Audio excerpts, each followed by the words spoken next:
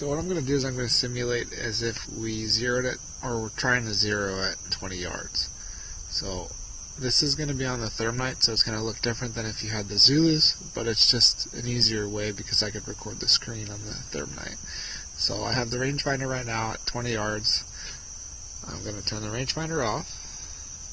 I'm going to go into the zero menu. Okay. And now what you're going to do is we're going to pretend that we just shot here. This was our point of aim. So what you're going to do is you shot this spot and you see that it's bottom right. We're going to do a short press of the power button. That's going to freeze your image. Now you're free to move around with the scope. So all you got to do is you're going to go over to your x-axis. And now that you're there, you're going to make an adjustment left or right depending on where your arrow is. Long press will do bigger jumps. So we're going to get it over there as close as possible. Okay, roughly there. Okay, and then we're going to head over to your Y, and now we're going to bring that down.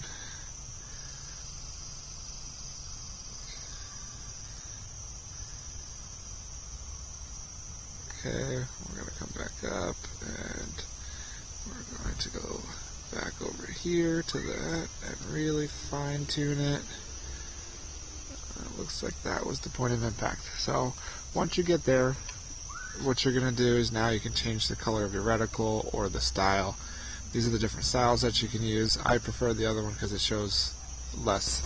On the Zulus, it's going to be a long press of the left. On the ThermNight is a long press right, so I'm going to save it.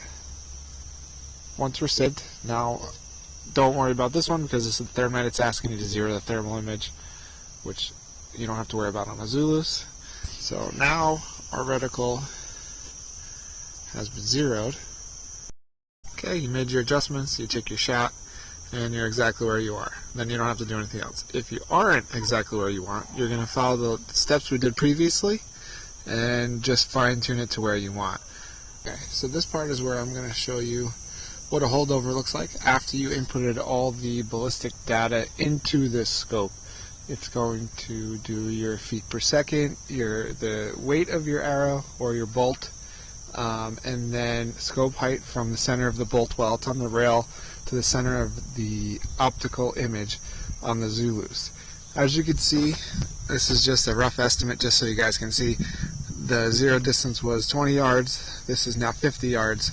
Depending on speed, this isn't, I just put in rough numbers. It's not going to be exact.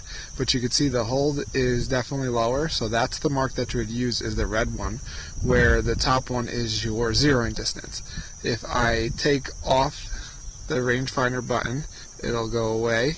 And then that just means that now you're at 20 yards, zero again. And if I range it now at this distance, 40 yards, you can see that it's a little bit on.